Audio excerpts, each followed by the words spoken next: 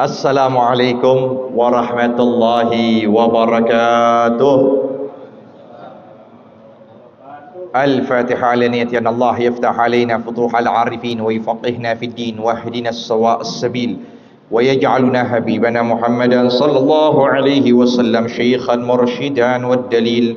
الفاتحة على هذه النية جميعا لخيرة الدنيا والآخرة إلى أرواح والدينا ومشايخنا ومؤلف هذا الكتاب الإمام يحيى بن شرف الدين النووي وصولهم وفروعهم أن الله يتغشهم بالرحمة والمغفرة ويسكنهم الجنة وإلى حضرة النبي صلى الله عليه وسلم. الفاتحة. أعوذ بالله من الشيطان الرجيم. بسم الله الرحمن الرحيم. الحمد لله رب العالمين الرحمن الرحيم مالك يوم الدين. إياك نعبد وإياك نستعين اهدنا الصراط المستقيم صراط الذين أنعمت عليهم غير المغضوب عليهم ولا الضالين آمين. بسم الله الرحمن الرحيم. اللهم صل وسلم على سيدنا محمد الفاتح لما أغلق الخاتم لما سبق الناصر الحق بالحق والهادي إلى صراطك المستقيم وعلى آله وصحبه حق قدره ومقداره العظيم. اللهم أخرجنا من ظلمات الوهم وأكرمنا بنور الفهم وافتح علينا بمعرفة العلم وحسن أخلاقنا بالحلم وسهل لنا أبواب فضلك وانشر علينا من خزائن رحمتك. بسم الله والحمد لله والصلاة والسلام على رسول الله سيدنا ونبينا محمد ابن عبد الله وآله وصحبه ومن والاه ولا حول ولا قوة إلا بالله أما بعد. Para hadirin jamaah Majelis Ta'lim Masjid Jami' Matraman yang berbahagia, puji syukur kita panjatkan hadirat Allah Subhanahu wa taala yang telah mempertemukan kita kembali dalam rangka menuntut ilmu Allah, ilmu Rasulullah sallallahu alaihi wasallam. Kita lanjutkan kembali pembahasan di dalam kitab Matan Al-Arba'in An-Nawawiyah.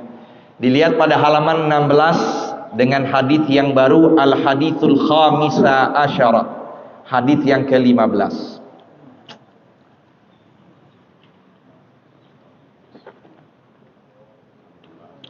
Ayo kita baca bersama-sama. Al-Hadithul Khamisa Asyara. Bismillahirrahmanirrahim.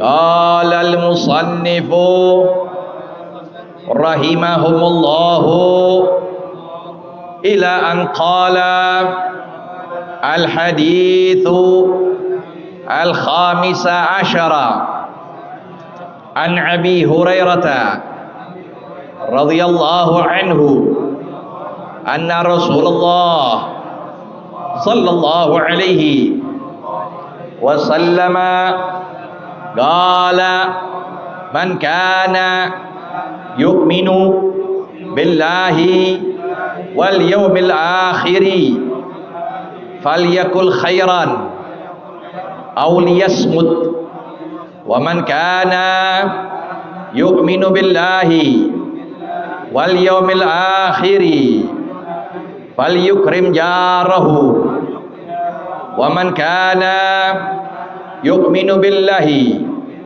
wal yawmil akhiri falyukrim dhaifahu. Rawahul Bukhari wa Muslimun. Wallahu a'lam bis-shawab. Rabbi zidna ilma warzuqna fahma.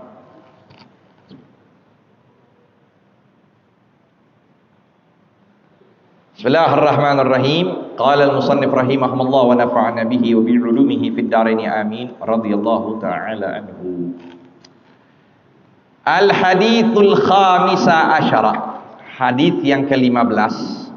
An Abi Hurairah radhiyallahu anhu, dari perawi terakhir, beliau salah satu sahabat Nabi yang namanya Abdurrahman bin Sakhar. poyokannya Abu Hurairah radhiyallahu anhu, semoga ridha Allah kepada beliau. Anna Rasulullah sallallahu alaihi wasallam qaal, bahwasanya Rasul sallallahu alaihi wasallam bersabda, man kana yu'minu billahi wal yawmil akhiri falyakul khairan aw liyasmut, wa man kana yu'minu billahi wal yawmil akhiri falyukrim jarahu, wa man kana yu'minu billahi wal yawmil akhiri falyukrim dhaifahu. Ini hadis di dalam menceritakan dan menerangkan kepada kita bahwa iman seseorang itu ada kalanya tinggi, ada kalanya turun merosot. Maka terlihat dari kepribadian kita masing-masing. Iman begitu. Karena kita manusia yang senantiasa terliputi dengan akal dan hawa. Kita berada di tengah-tengah. Berbeda dengan malaikat yang hanya akal tanpa hawa. Maka imannya yazid, terus bertambah. Ya. Berbeda lagi dengan bahaim, hewan. Mereka nggak ada akal, ada nafsu saja. Nah, kita berada di tengah-tengah. Kalau kita gunakan akal kita, maka kita selalu senantiasa naik iman kita dan bisa menyerupai malaikat. Sampai ada cerita orang dari negeri Maghrib datang ke kota Tarim Hadramut pada abad ke-9 kalau nggak salah. Dia ngelihat ini manusia kayak bukan manusia. Paginya ibadah, siangnya ibadah, sorenya ibadah, malamnya, oh kita kan malam mau berkat, ya kan? Enaknya kita gitu, tahlil mau berkat, malamnya ibadah, subuh sebelum subuh udah ada lagi, sampai sebelum dia pulang dikatakan innahum bil malaikati ashbah, mereka tuh seperti malaikat sudah. Lebih menyerupai malaikat. Maka Allah nyatakan dalam hadits qudsi apa? Allah nyatakan dalam hadits qudsi, bagi mereka pemuda yang semuanya keadaan mereka penuhi dan mereka ada kesempatan untuk berbuat maksiat, tapi mereka palingkan untuk taat kepada Allah. Lihat pemuda itu, beda orang udah tua, udah inget kober aja kita. Ya, udah peyot semuanya. Tapi anak muda yang lagi seger otaknya, nafsunya, ya. Maka Allah nyatakan kepada mereka, ya ayyuhasyabut tariku syahwatahu min ajli. Pemuda yang mengutamakan diriku ketimbang syahwatnya. Anta indi ka ba'di malaikat. Engkau punya kedudukan seperti sebagian malaikat-malaikat.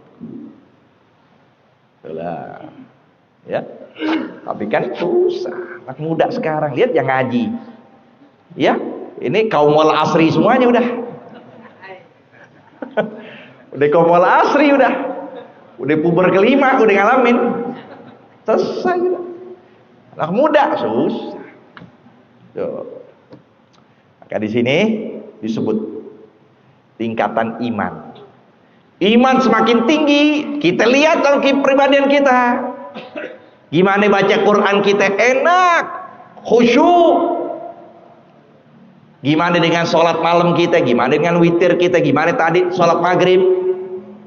Dengan khusyuk, tahu tuh imam baca surah pertama setelah Fatihah apa ya? Surah kedua setelah Fatihah apa? Dia tahu. Jadi tapi terkadang al-iman yanqus, iman juga berkurang. Mulai kita malas ngaji, mulai malas baca Quran, mulai ngaji duduk kajian kaki kita udah kesemutan, udah cepet lihat jam bawahnya. Lihat al-iman yanqus. Lantaran apa? Nggak ada di majlis ta'lim, nggak ada duduk sama orang alim. Tuh yang begitu jangan ke dokter. Kalau lagi sumpek begitu jangan ke dokter. Jangan kita minta apa? Minta obat resep dari dokter, nggak ada ketemu yang begitu. Tanya kepada orang alim. Tanya kepada guru agama, fas'alu ahla dzikri in kuntum. Tanya, kenapa hati ane ini sumpah? Kenapa ane malas ibadah? Kenapa? Ada di sini. Ya.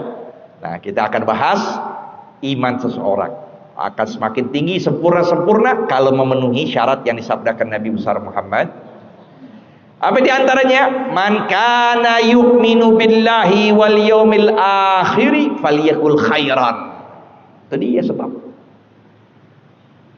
Siapa orang yang beriman kepada Allah dan hari akhirat, maka hendak dia berbicara yang baik-baik. Udah ngomong yang baik aja.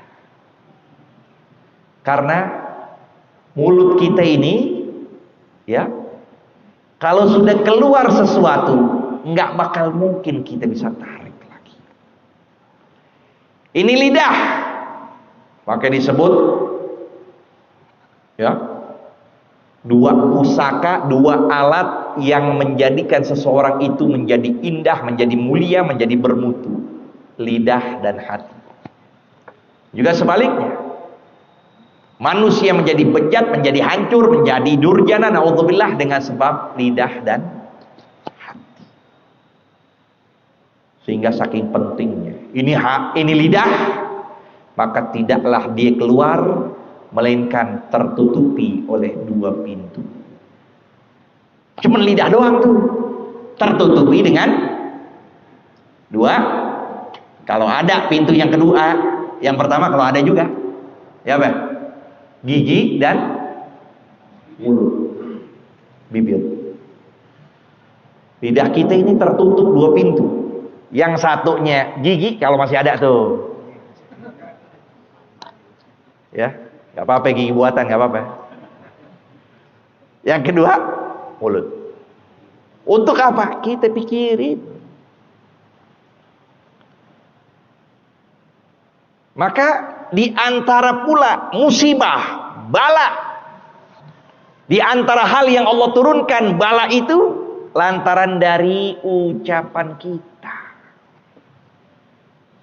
Sehingga Imam Ali menasihatkan anaknya Sayyidina Husain, beliau nyatakan, ya, apa beliau katakan, alaika bi imsakil lisan fa inna itlafal mar'i fi mantiqih. Hendaklah engkau menahan lidahmu, maka sungguh binasa seseorang di dalam ucapannya. Itu dia. Kita bisa apa? Mengeluarkan kalimat pada hubungan kita kepada istri yang kita jalin bertahun-tahun, puluhan tahun, dengan sedetik selesai. Lihat tuh, bayangin. Kita ucapkan kalimat tolak aja sama istri kita. Mau bercanda, mau main-main, ngucapin ucapan tolak, jatuh udah langsung. Gak ada bercanda-bercanda itu. Ucapin tolak aja langsung. Sorry, bukan kinayah, jatuh sudah. Habis bertahun-tahun, puluhan tahun kita hubungan sama istri kita, selesai. Dan pun bisa keluar kita dari agama dengan sebab apa? Lidah kita.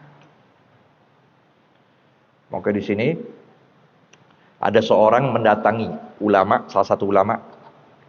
Dia bertanya, ya Syekh, berikan kepadaku dari ilmu yang kau ketahui yang gak dimiliki orang lain. Dia katakan, aku berikan kepada kamu khasiat dari para alim ulama. Aku berikan kepada kamu khasiat dari para ahli hikmah. Ya. Dan yang ketiga, aku berikan kepada kamu khasiat dari seluruh dokter yang ada. Yang pertama, yaitu ahli ilm, orang berilmu. Kalau engkau sedang duduk di hadapan manusia, kalau mereka bertanya apapun tentang masalah, hendak kau ucapkan la adri. Ane nggak tahu. Ane nggak tahu. Karena dengan sebab engkau ucapkan la adri, orang senantiasa akan mengarahkan kamu, menggiring kamu dalam kebaikan sampai kau tahu. Tapi kalau engkau katakan adri, aku tahu, begini, selesai sudah. Jadi maksudnya jangan kita asal nyerocos. Ya. Sekalipun kita tahu, kita tanya, apa maksudnya itu? Ane nggak tahu, pengen tahu dari dia gimana. Jadi kita terus dapat ilmu. Dan Nabi SAW nggak malu. Beliau nggak malu mengatakan la adri, aku tidak tahu. Nabi nggak malu. Sehingga seorang ketika bertanya kepada Rasulullah SAW, ya Rasulullah, ma syarrul biqa wa ma khairaha, apa tempat yang paling buruk dan apa tempat yang paling bagus? Nabi menyatakan la adri hatta as'ala Jibril. Ane nggak tahu, nanti ane akan tanya Jibril. Ketika Jibril ditanya, Jibril pun juga menyatakan la adri hatta as'alu rabbal izza, sampai Jibril bertanya kepada Allah. Ketika itulah dapat jawaban anna khairal biqa al masajidu wa syarrahal aswaq. Maka sungguh sebaik-baiknya tempat adalah masjid. Begitu, masjid. Buat apaan masjid? Ibadah, bukan buat tidur, bukan buat hidup. Kebanyakan orang hidup di masjid, bukan makmur di masjid. Hidupnya di masjid, makmurnya kagak. Sepi itu masjid, dari pengajian sepi, dari malam, tapi pengurusnya banyak banget. Nggak di sini.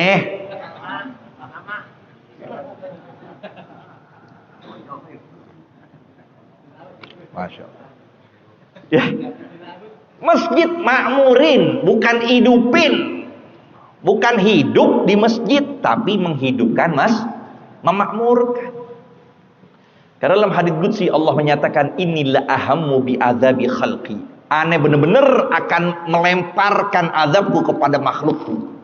Fa idza raaitu ummar buyuti, tapi ketika aku memandang mereka yang memakmurkan rumahku, wal mutahabbina fiyya, mereka saling cinta dilandaskan karenaku, wal mustaghfirina bil ashar, mereka yang istighfar sebelum subuh di malam hari, asrifu anhumul adzab, ane palingkan buat mereka siksaan. Tuh, lantaran 3 tuh. Ummar buyuti, mereka yang memakmurkan rumah, bukan hidup di rumah. Ya.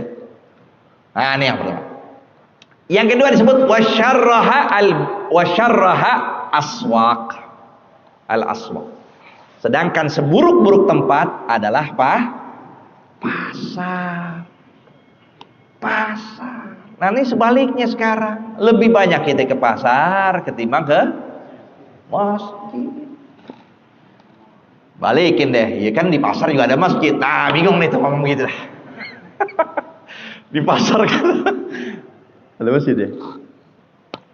Ya tujuannya kemana dulu? Mau tujuan ke pasar ya pasar, bukan ke? Betul ya? Ya. Apa lagi tuh? Udah kebalikan sudah. Man kana yu'minu billah wal yawmil akhir falyaqul khairat. Tuh. Nah, ini yang pertama nih. Apa disebut? Tadi kita sebut tadi khasiat ilmunya para alim ulama. Khasiat ilmunya ahli hikmah. Apa? Diem. Kalau kamu di satu majlis, hendak engkau orang yang paling diem. Kenapa? Kalau majlis itu dapat kebaikan, engkau ikut serta dalamnya. Kalau di dalam majlis itu, di perkumpulan tersebut, keburukan, engkau bisa berpaling karena engkau tidak berkata. Man somata, siapa yang diam bakal selamat. Dan yang ketiga disebut, nah, ini dia nih yang penting, ya, khasiat dari seluruh dokter. Apa? Kalau kita dihidangkan berbagai macam makanan, janganlah kita berdiri, melainkan pikiran kita udah hilang dari selera-selera makanan tersebut. Iya, ini ada gado-gado, ini ada nasi uduk, ada kebuli, pesmol, semuanya ada. Selera kita mana itu? Semuanya. Ya udah cicipin semua. Cicipin. Iya. Akhirnya kita berdiri kepikiran. Ya sayang aneh kenapa ngambil. Saya ambilin dulu semua. Ada makanan dikit-dikit ambil. Selera kita hilang, nah udah selesai. Itu dia. Jadi ini yang dikatakan yaqul khairan. Berkatalah dengan baik auliyasmut atau dia. Lalu yang kedua, wa man kana yu'minu billahi wal yawmil akhir falyukrim jarahu. Siapa orang yang beriman kepada Allah dan hari akhir, maka hendaklah dia memuliakan tetangganya. Tetangga yang penting, bukan rumah kita. Cari tetangga dulu, baru aljar gobledar. Tetangga dulu, baru rumah. Bukannya kerabat kita, bukan saudara kita, nggak kepikiran mereka itu. Apalagi jauh-jauh. Iya kan? Jauh-jauh. Kalau kita ada sesuatu apapun musibah, yang pertama kali ngebantu kita tetangga. Maka kita perhatikan dulu tetangga, baru rumah kita. Dan hak mereka pun juga besar. Ya. Sampai disebut Malik bin Dinar yang dibiasakan beliau itu senantiasa sabar. Tetangganya menyakiti dia. Tetangganya menyakiti dia terus. Sampai ini tetangga udah capek menyakiti Malik bin Dinar, datang kepada Malik bin Dinar. Apa aja dilempar, sampah dilempar, ini wah udah semuanya.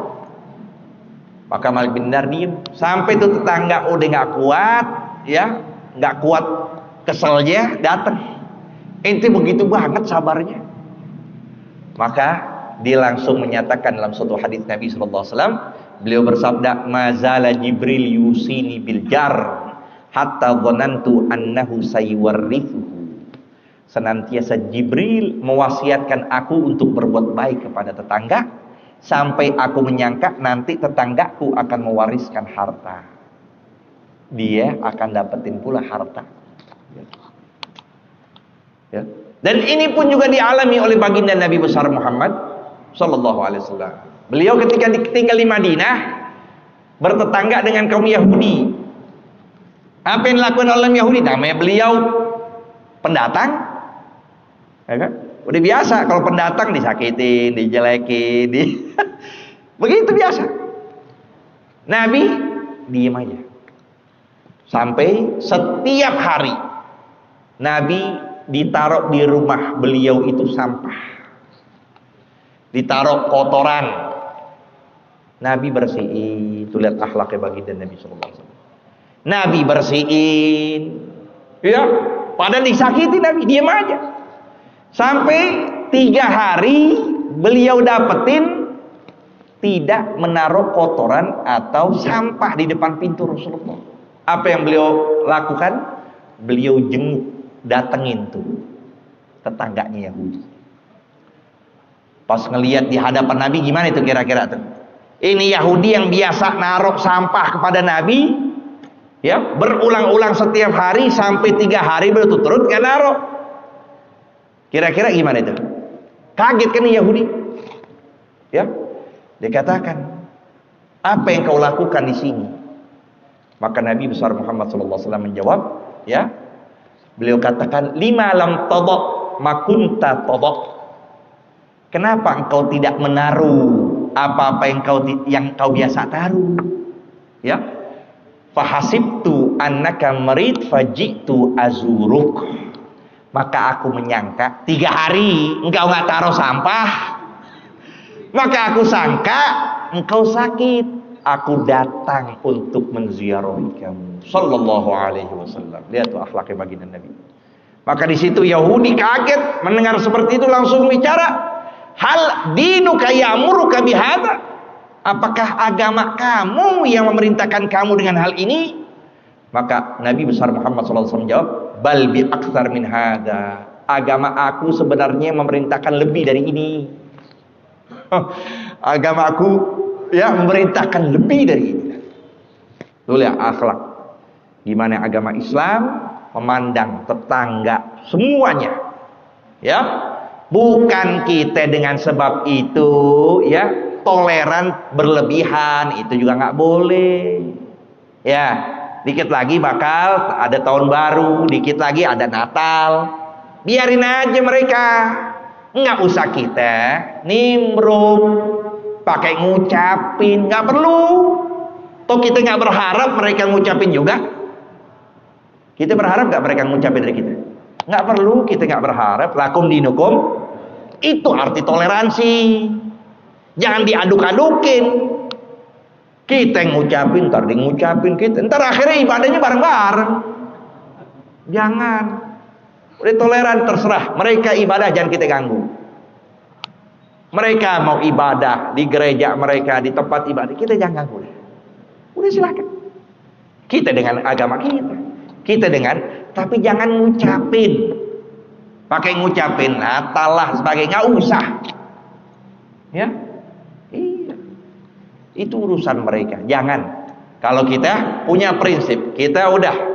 Mereka juga nggak ngucapin, nggak harapin kita. Mereka ngucapin kita juga nggak usah ngarepin untuk mengucapkan demikian. Itu dia. Maka di sini Nabi menyatakan, bal dini ya'muru bi aktsar min hadza. Tapi agamaku yang memerintahkan aku lebih dari hal itu. Wa man kana yu'minu billahi wal yawmil akhir falyukrim dhaifah. Nah, ini coba kita. Ya. Tanda seret rezeki kita, jarang didatengin tamu. Udah datang tamu, muka kita udah sepet aja udah. Ya. Udah sepet. Dia lagi gula habis deh. Kopi habis ntar. Jangan. Kita muliakan tamu. Dalam suatu hadis dikatakan, man akrama dhaifan wa huwa ya'rifuhu fa ka'annama akraman nabiyya sallallahu alaihi wasallam. Siapa orang memuliakan tamu dalam keadaan dia tahu itu tamu, seakan-akan dia memuliakan Rasulullah. Wa man akrama dhaifan wa huwa la ya'rifuhu fa ka'annama akramallaha azza wa jalla fi ula. Siapa yang memuliakan tamu dalam keadaan dia enggak tahu, seperti dia memuliakan Allah. Datang tamu, kita yakinkan bawa rezeki, dan keluar pun akan menghapuskan dosa penghuni rumah. Itu. Dan juga kita diperintahkan memuliakan tamu dengan apa adanya. Enggak usah kita pak. Sayyidina Salman Al-Farisi mengatakan, umirna an la natakallaf li dhaifi ma indana wala ma laysa indana wa nuqaddim ma indana. Kita diperintahkan oleh Nabi untuk memberikan sesuatu yang kita mampu. Yang kita nggak mampu, nggak usah dipaksa. Sampai ngutang, ya, udah ada nasi sama garam, jadiin aja. Tamu di ngedumel ntar. Itu dia. Dan tamu 3 hari. Dalam mazhab kita cukup 3 hari bertamu, selebihnya sodako. Mau ngusir boleh, mau nggak usir nggak apa-apa. 3 hari, lebih dari 3 hari mau tinggal sini. Tuh tamu, ya. Maka lihat para ulama, orang-orang soleh luar biasa memuliakan tamu. Di antaranya Al-Imam Abu Bakar Al-Adni Al-Idrus. Beliau ketika datang gurunya dari Dauan, ya, bernama Syekh Al-Amudi. Ini guru demen hati kambing. Hati kambing. Maka ketika tuh guru datang, disembelih 40 ekor kambing buat ngambil hatinya doang. Kasih tuh depan matanya 40, biar dimakan itu hati tuh. Akhirnya nih Syekh ini pas ngelihat begitu, langsung terlintas pikirannya, sampai begini kok. Sampai begini. Terlalu berlebihan. Maka langsung diutarakan oleh Syekh Abu Bakar Al-Adni tersebut. Beliau menyatakan, nggak perlu khawatir. Kamu makan, sisa bakal banyak yang ngantri nanti. Sisa bakal banyak yang makan. Udah makan sepuasnya. Nah, maka di sini Disebut berlebihan itu tercela melainkan dua keadaan. Yang pertama, ikramud duyuf, memuliakan tamu. Yang kedua, sodakoh berlebihan, nggak apa-apa, nggak tercela. Anfiq ma fil jib, ya'ti ma fil ghaib. Nafkahkanlah, belanjakan apa yang ada di sakumu, nanti yang tidak engkau kira-kira bakal datang kepada kamu. Rawahul Bukhari wa Muslim. Sampai sini dulu, wallahu a'lam.